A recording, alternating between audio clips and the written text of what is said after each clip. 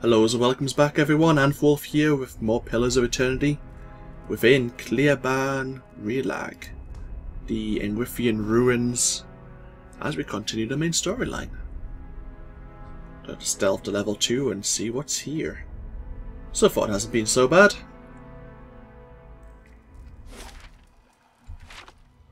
I shall be discreet. Immediately we enter some sort of main hallway though, which doesn't fill me with great confidence. But what could possibly be here that challenges us? That is the question.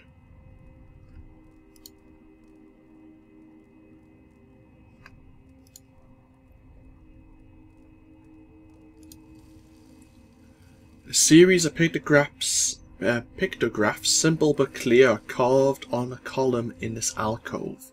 Figures of men and women with their arms raised are carved into the top of the column. Suits of armour in the same pose have been chiselled into the bottom.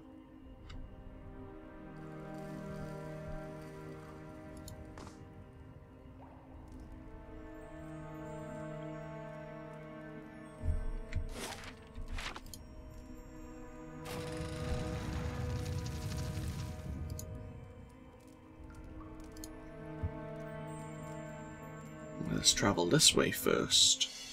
Hello, trap. Something over there.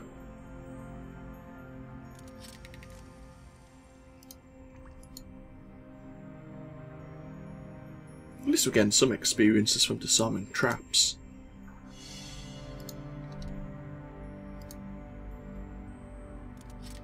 That's settled. Phantoms. Settle. Laying low.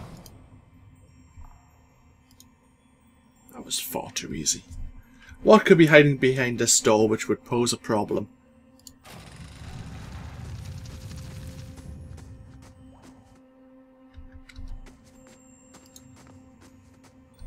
Oh boy.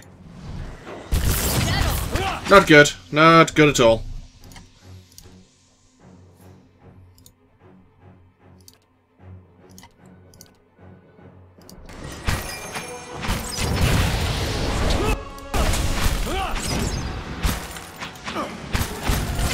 Take him down.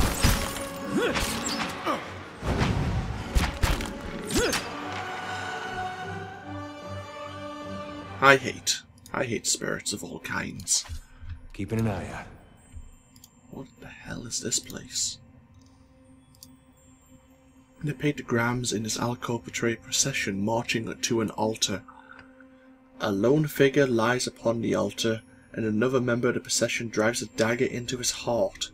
Something flows from the dying man into a white stone perched above the altar. Time was a veil to the godless, no blessings to reap and no mercies to sow. Oh. Well, this is the armor that's below. This was an Engwithan temple that created animats, perhaps? Using the souls or the essence of like Kith, basically, to embody the animats, maybe? Your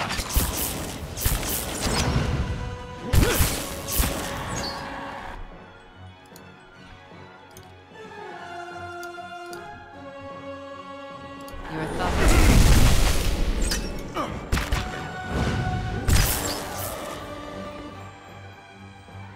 Did my soul spear go through? Yeah, I think it affects my own party members. Yeah. We may need to be more wary of that ability, Keeping an eye out. as much as I like it.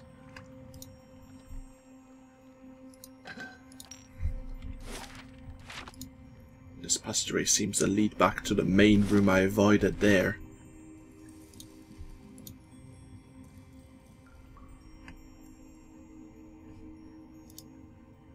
A column of hieroglyphs show men and women standing in a line and descending into a pool. The figures that emerge below it stand with outstretched arms and triumphantly serene expressions.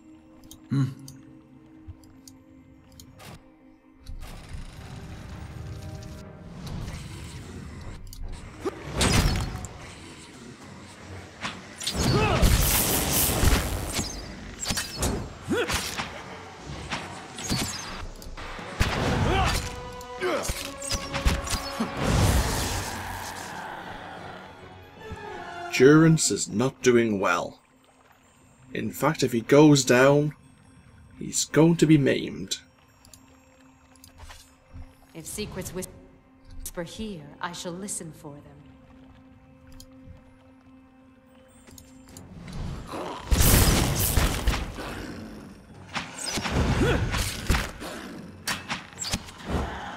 I wonder if there's a process. The hieroglyphs, there you go. Showed people walking into the water, returning with their arms raised. And then there are people with arms raised here. Maybe there's some sort of pattern to the puzzle. Or maybe I'm overthinking things again. Leaving their bodies to offer their souls and forsaking the weakness of flesh and enfeebling of bone, the barbarian godless succumbed at last.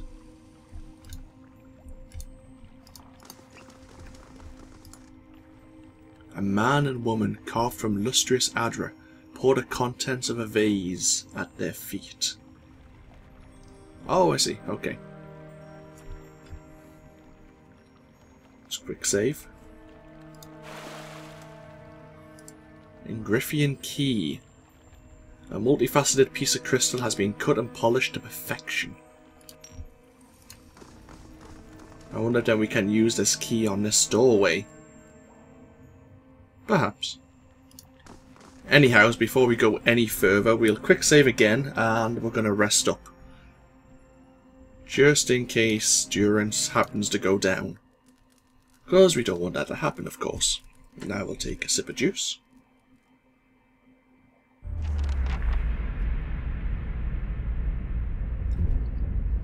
You find yourself back in the space inside the grieving mother's mind. It is familiar this time, and even though you feel you have seen countless births from this vantage point, something fills you with unease. The sky has darkened, and the mist has risen from the forest to hem you in. You are trapped. You can hear something. The sound is strange, dissonant, like warping metal.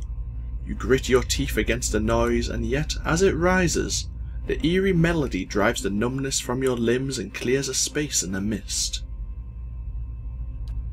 The noise resolves into a dull tone. As it resounds through your bones, you see that your hands are in motion. And once again you are drawing forth life, something warm and fragile struggling into the world. The scene feels familiar, a moment you have lived and dreamed 1,000 times before, and yet something ominous gnaws at the edges. Let's focus on the woman's cries.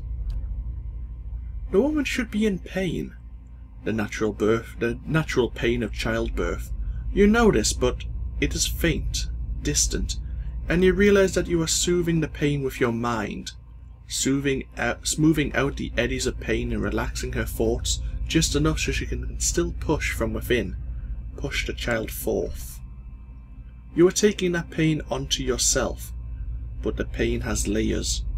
One is a pressure, a familiar welcoming pain, and the other, it is sharp, a razor at your consciousness, more recent than this memory. As you try to recall how you've reached this place, you feel the same hollowness inside yourself, a pit filled with the clawing winds of a bivouac. The very thought fills you with disquiet, like a memory of a nightmare. As your hands move, you hear the sound of chimes, clear and sharp. Yet somewhere distant, they seem echoed by something else. Wails of sorrow, toiling bells. It's impossible to tell. An inexplicable sense of dread fills your soul as the child makes its journey to you push by push. A malicious presence seems to surround you, and you lean forward to shield the child. At last the baby emerges, wet and ruddy from its journey. A lifetime seems to have passed as the newborn moved from womb to world, and another seems to pass as you cradle the trembling child, waiting. The child cries out, its cry full of life, full of soul, the chime echoing in its thoughts, filling it with its welcome. The soul is blurred at the edges as if you are viewing a soul from within a soul, but it is there. It is alive. The woman before you is weeping, and at her first cry her hands reach out for it.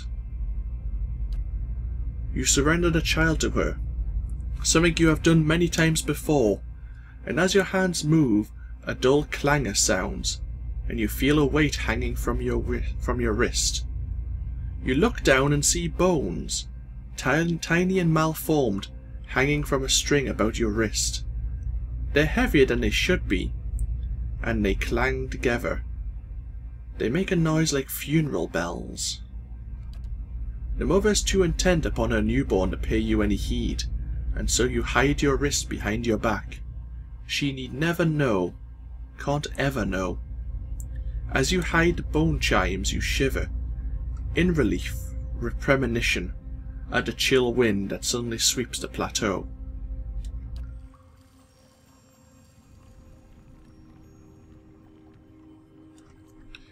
You know what my first thought is, and I've just realised Ada and the grieving mother wish to speak to us there?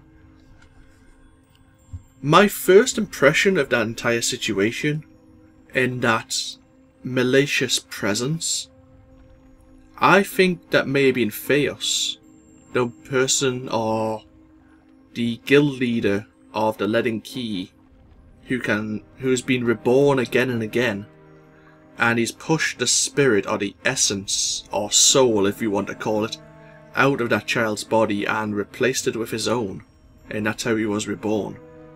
That's my impression. I might be wrong, but that's how I'm looking at things right now. But since we have a moment, let's see what Ada has to say. He's probably wanted to speak to us since the Saints War battlefield, but I only just noticed it now, to be honest. Hope I didn't seem ungrateful back there in the battlefield, and you went out of your way. You had a lot on your mind, Ada. Got real close. Didn't expect that. And for a second, I thought I was gonna finally see some answers. Foolish, of course. And why should I get answers? There's a world of Aethasians out there, don't know if their god's been blown up. Still, man can't help looking back. Guess you'd know that well as anyone. Ada stares off, focusing on some distant thing, unseen and unrealized. I might have turned my back on my god when he needed me. That's all I'll ever know.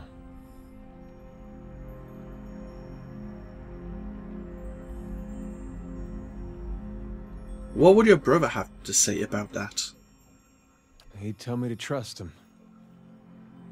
Of course, it'd be a lot easier if I knew it was mine. But, maybe I don't need to. Something to think about, I guess.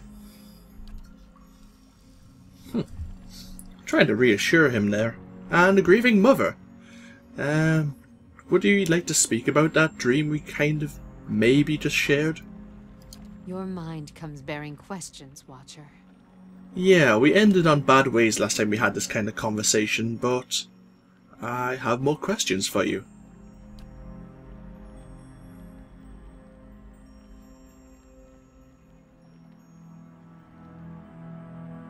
I walked again in your memories. This time they felt strange. I would see them again. Your vision gives way to the waves of feeling. While you feel the jagged marks of violence you passed before, this time the path is easier, there is no resistance, and you set about casually harnessing her memories, focusing on the one you seek. You find yourself in the space inside the grieving mother's mind. It is familiar this time, and even though you feel you have seen countless births from this vantage point, something fills you with unease. This is very likely the same as what we just woken up to. Unless it changes, I'm going to skip forward. Feel free to pause and read the events that unfold, just in case they are slightly different and I miss some cue.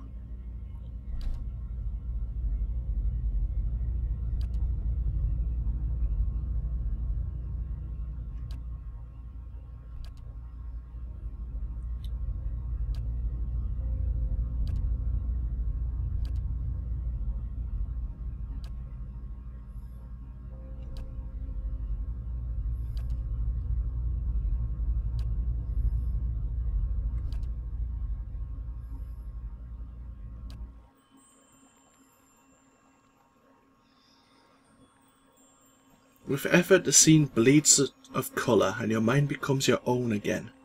The grieving mother stands silently before you. I've walked again in your dreams, thoughts, and I believe your memories. A mixture of curiosity and fear wells up between you once again. And what did you see in my memories? I would hear you speak of them. Never mind. I had other questions I wanted to ask you.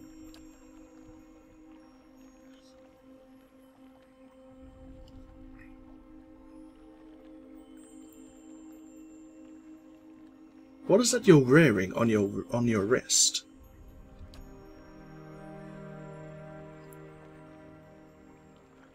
She extends her hands. The small chimes on her wrist sound at the motion, as they sounded in her memories.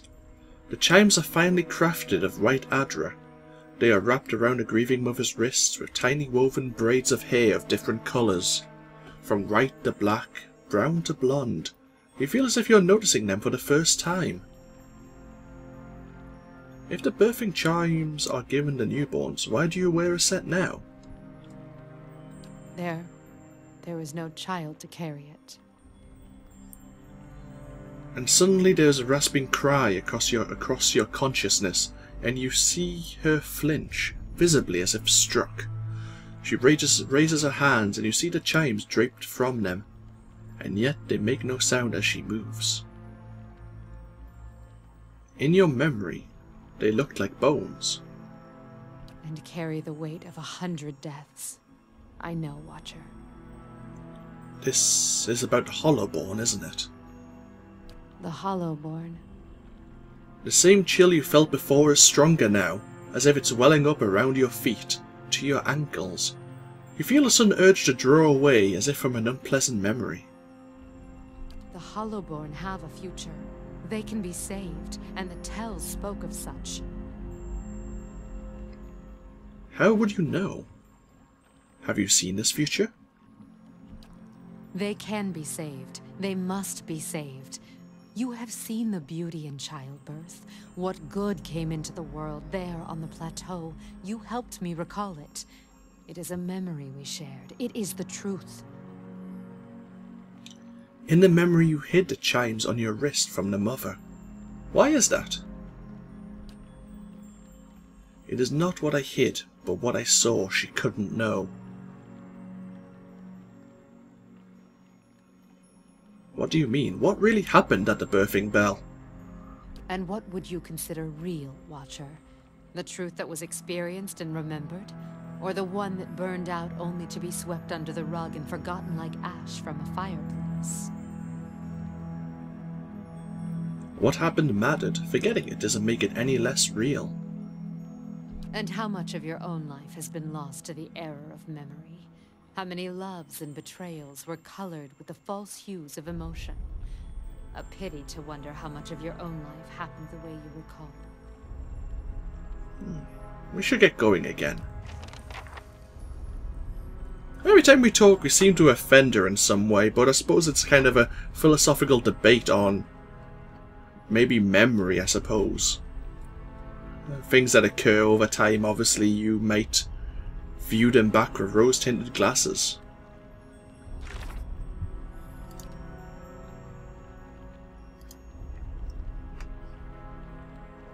How odd.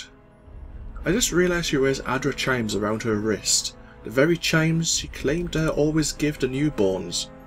When I asked the grieving mother why she wore birthing chimes, she mentioned the hollowborn. She believes they can be saved and feels that it is critical we find a way to restore them.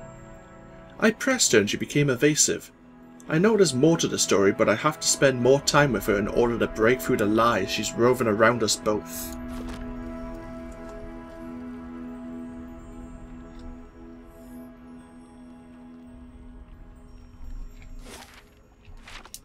Keeping an eye out. Huh? Let us continue.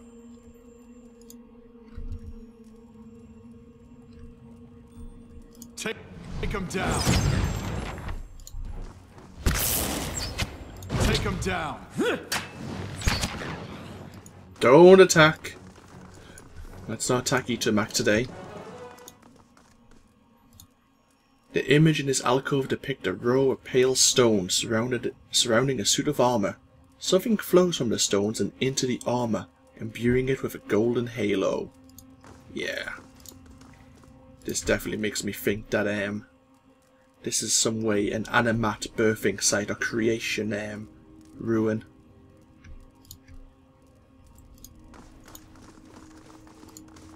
Oh, come on.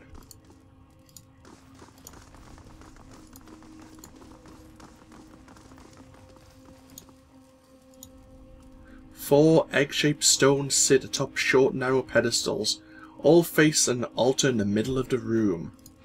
I shall be discreet.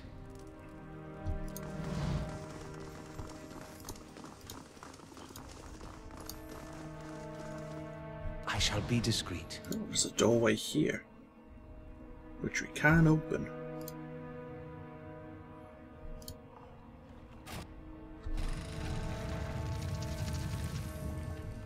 Interesting. This seems to lead to some sort of central structure. Oh! Idiot.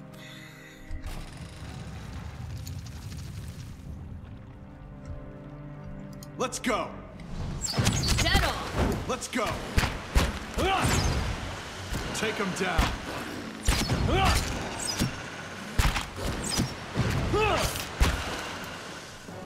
I wonder if there's going to be 3 elementals in each corner of different types. Just thinking out loud. A man and woman carved from lustrous Adra pouring the contents of the vase at their feet.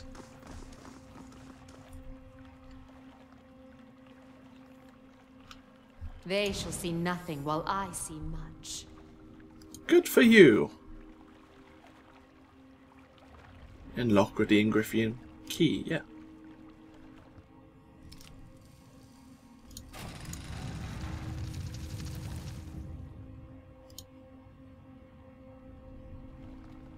Nope, just the rain elementals.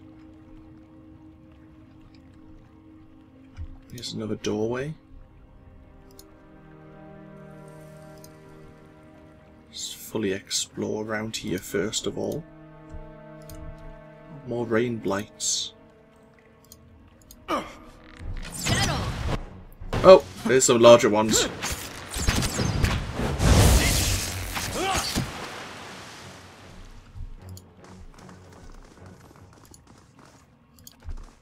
My thoughts will be as silent as my feet.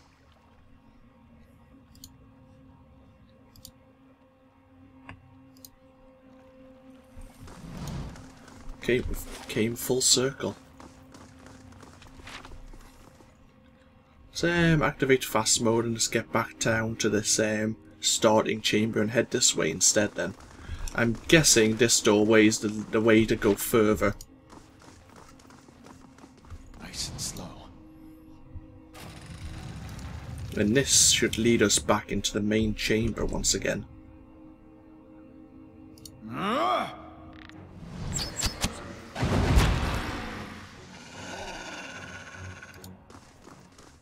If secrets whisper here, I shall listen for them. Adra grows from a central pillar and seems to spill down the steps. Luminous egg-shaped stones are nestled within the rippling Adra. So the stones are gathered here. People are sacrificed here. Animats are grown here.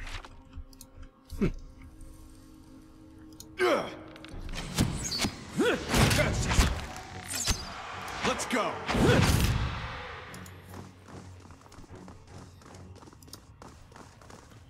This ruin is certainly efficient to its purpose, if I'm guessing its purpose is correct.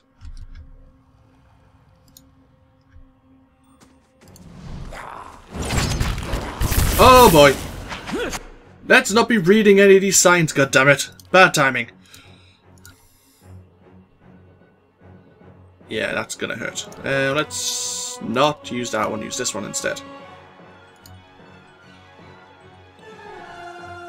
Ada, you're gonna be in trouble.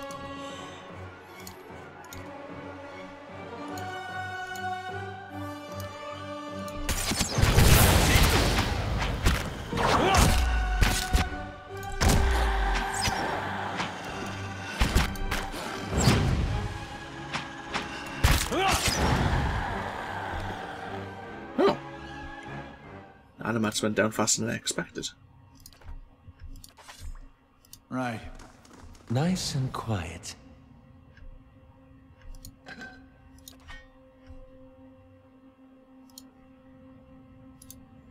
Scenes from a battle appear on this column. An army of men in loincloths and hides is gathered, dwarfed by a dozen suits of armour that loom over them. In the descending images, the armours crush the army.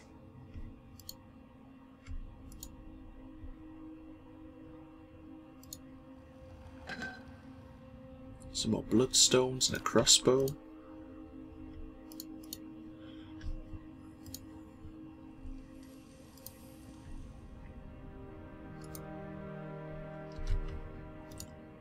Oh, an Adra animat. Similar to the ones we encountered in the Endless Paths. Near the bottom of the Endless Paths as well. An Adra animats. Well, they were reasonably tough. Take them down.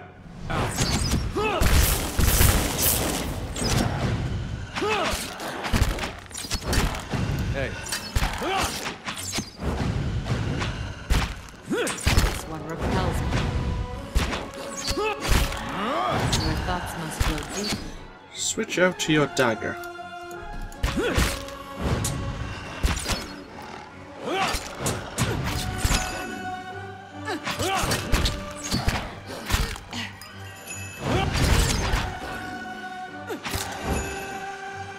Yeah, that works quite well. Obviously, she has to switch weapons, which takes time.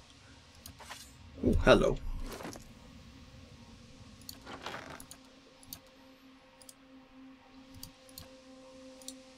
The core. +2 to perception. This copper locket is the legacy of some of the Engwithan's early soul experiments. The crystal inside is filled with the essence of dozens of souls. While no one is entirely certain of its original purpose, it is believed that it was created in one of the first attempts to build and control animats. Nice and slow.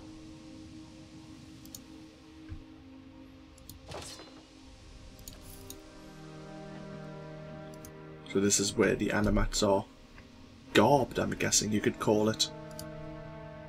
Armoured. Let's go.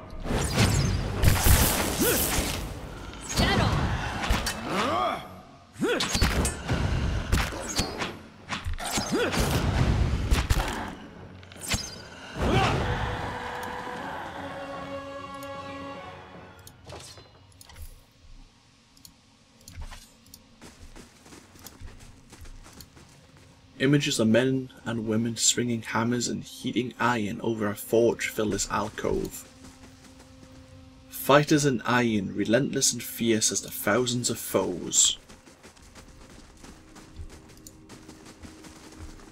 And this leads us back to the main chamber.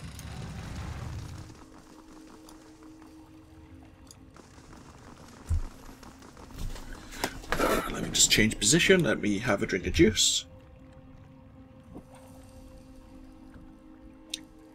Ah, very nice. Quick save. Nice and quiet. And let us see what's behind this doorway. Oh, hello. So those spirits again. This is leading back upstairs, probably to the other side of that broken bridge we saw. Yeah, it's the same loading screen. It's very possible.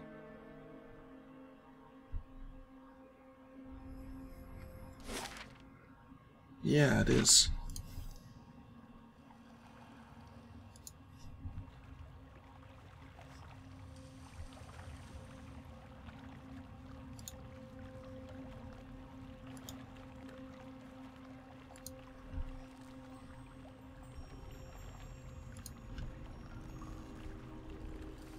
I wonder what this purpose is. Hello! Oh, this is familiar.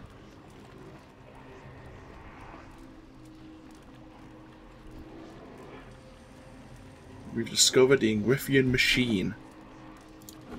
Now, we found out that these machines are meant to move souls. The one on top of the tower in Heritage Hill was meant to store them. But the machines elsewhere are meant to transfer souls from place to place. Where they were being transferred to, we didn't know though.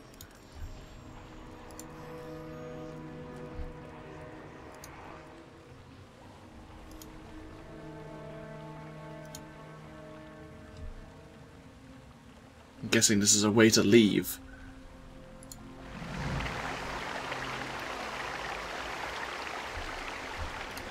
Actually, inspect the stream. A shallow bottom flickers and wavers just under the water's edge. But as you look towards the tunnel, the bottom disappears into darkness. From here it's impossible to tell how deep the stream is. However, a faint light plays along the walls of the tunnel. The echo of whooshing water suggests that the tunnel and stream continue for quite some distance. They shall see nothing while I see much. Indeed. We stand on these. Are we in for a bad time? Nope. Okay.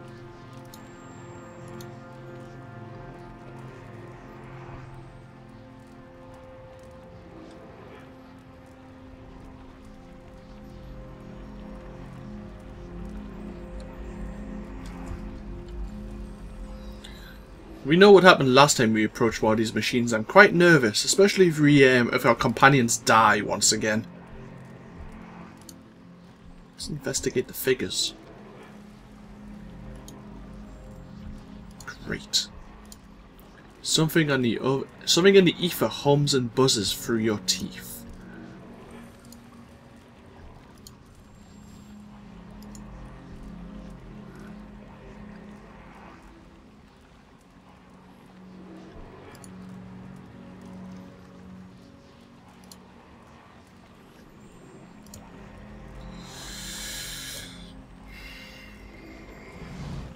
A haze of essence lingers over the body, as faint and insubstantial as the dust plume in a rider's wake. Yet as you draw near, whispered instructions echo in your ears, and anticipation warms your blood. In a vision you see the same stone machine you approached moments ago, but from a different height and angle, as if through different eyes. You hear rumours that some of your brethren were sent here months before. Yet you see no sign of anyone has been here. In fact, the cobblestones are covered in a fine layer of dust. Ash. You know suddenly what this will cost you. And you are ready. The orders were clear. The effects of the machine and Cliaban Rilag were wearing off. A child had been born, not from Deerford recently, its soul intact. The machine would need to be activated. You and your companions take up your positions. You share a final look of affirmation between yourselves. They don't know your name and you don't know theirs, but you know what you're doing is the work of the gods together. None of the rest matters. Two carved bands of stone in the middle of the machine grind into motion, They rotate in opposite directions, picking up speed until they spin like freshly greased carriage wheels. A wind shrieks through the cavern, accelerated with the stone rings. You press your hands to your ears and grit your teeth against the noise. You're about to shut your eyes when you glimpse new movement. Rows of triangular flaps around the machine open like petals. You don't know what's happening in the machine, but you feel a tingling at your extremities. Searing pain spreads through your body, a hot knife separating every tissue and ligament within you. All the while it feels as if you're falling towards the machine, your stomach mashed against your spine. What happened next is too fast to process. You awaken from the vision to find yourself kneeling and grasping for air.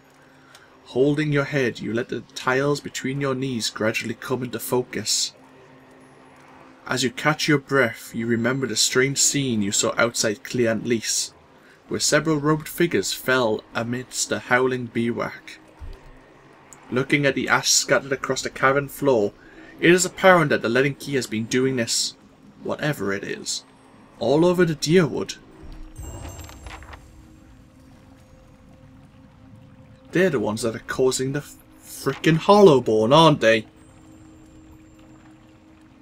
They're using the machine so that when children are born, their souls aren't born within the actual bodies, but they're transported somewhere. Holy shit. Is that right? Wow, we lost a lot of copper to bandits. And we have a grand quest. Why don't you go in it for us? But no, but that makes sense, right? No, that would, yeah. That would explain. And it did say, someone, a child with a soul was born. The machine would need to be activated again. Why is the Leaden Key doing it, though? What are they using the souls for? Huh. Can we destroy this machine?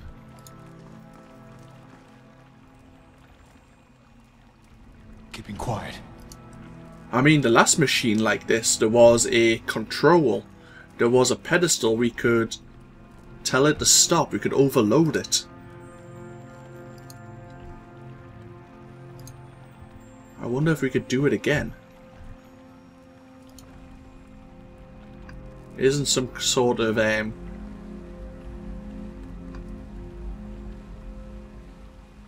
control device here.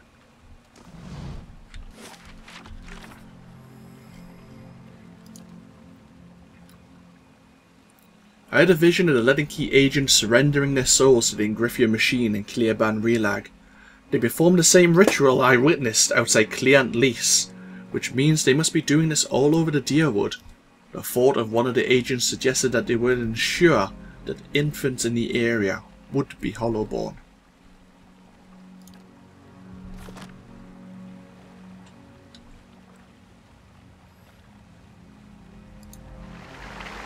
Let us wade into this tunnel then. You take slow, sloshing steps towards the mouth of the tunnel, holding yourself upright while the current tugs at your legs. The cold water leaves you gasping as it rises past your waist. You fight to control your breaths. The stream bed soon drops out from under your feet, and the current pushes you towards the tunnel with growing force. Let us swim into the tunnel. Why not? The current pushes you through a tunnel faster and faster, tugging you downward. Over your head, the tunnel narrows and drops, leaving only a thin pocket of air. You take a final deep breath before the current drags you into the depths. Rays of sunlight pierce the darkness, but the current is moving too fast now for you to see more than flickering glimpses as you speed by. You keep your hands in front of yourself and focus on avoiding the jagged rocks that appear suddenly in the darkness jutting from the walls. A light winks up at you up ahead. You're approaching it fast, but it looks like to be the mouth of a second, smaller tunnel. You might be able to reach it, but your lungs have started to ache. Yeah, let's try to grab the edge of the tunnel. You wrap your fingers around the rocks lining the tunnel and peer into it. It terminates in a dead end, but something glints along the rocks at the far side. Reaching it would be a challenge for anyone without strong lung capacity. I'll do it myself. You pull yourself into the tunnel, executing deft scissor kicks while the passage narrows around you. At the end you find a skeleton with a handle protruding from its ribs. You pull it free and push off from the wall, propelling yourself back towards the main tunnel. And we had a constitution check there. Swirling and tumbling through the darkness of the tunnel, you see a halo of light above and you swim and kick toward it. At last your head breaks the surface. You gulp air into your aching lungs and pull yourself to the edge of the pool. Crawling out of the water, you look at the cavern around you as you massage feeling back into your aching, cold-numbed limbs. And we come out of here. We have gained an item. The Rose of Salt Hollow, a two-handed morning star.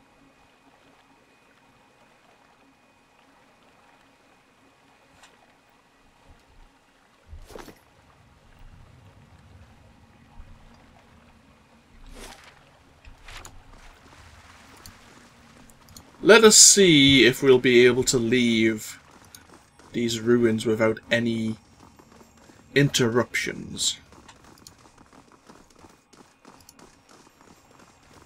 I don't think it's going to be that easy, but I've been wrong before.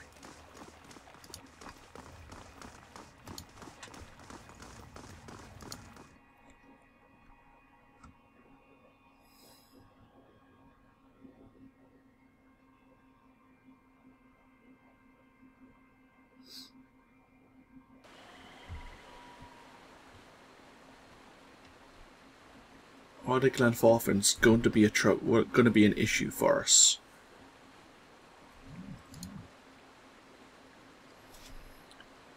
The broken bridge lies before you once again.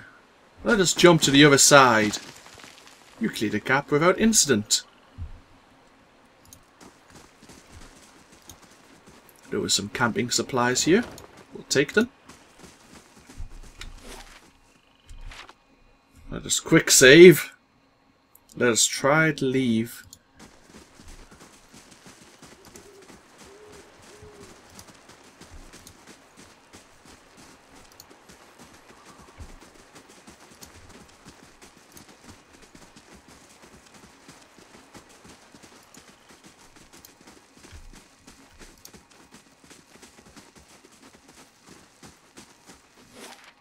Okay, we can leave. Good. I'll tell you what, before we do so, I will end this video here. When we come back, we will continue the main story quest. I don't think there's anything else we can actually do. And we'll return to Hadrit House in Dunrid Row and speak to Lady Webb. So this is AnthWolf, and I hope you've all enjoyed, and I hope you all take care. We're definitely getting more and more into the main storyline and find out what the hell is going on and what that Leaden Key is all about. And why? I think that's the main question. Hopefully Lady Webb will be able to shed more light on the subject. So, I'll see you all as we continue the series. Till then, bye bye now.